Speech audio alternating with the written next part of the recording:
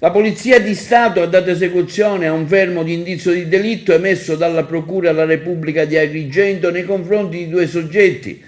di nazionalità egiziana e siriana che sono sbarcati a Lampedusa lo scorso 7 luglio. I due soggetti fermati sono ritenuti responsabili del reato di cui all'articolo 12 bis legge 286 perché in concorso tra loro e con altri soggetti allo Stato non identificati e residenti in Libia avrebbero fatto entrare illegalmente nel territorio italiano 46 migranti, prevalentemente di nazionalità bengalese, al fine di trarne profitto conducendo e governando e tracciando la rotta alla guida di un'imbarcazione inadatta ad effettuare tale traversata, con il mare in pessime condizioni, esponendo le persone a pericolo della loro vita. Dal viaggio è derivata quale conseguenza non voluta la morte di 3 migranti di nazionalità egiziana e bengalese, 2 dei quali sono stati dispersi durante la navigazione e un egiziano fortunatamente recuperato in mare. I fatti sono avvenuti nelle prime ore dello scorso 7 luglio, quando un'imbarcazione di circa 10 metri è naufragata in prossimità dell'isola di Lampedusa, si è inabissata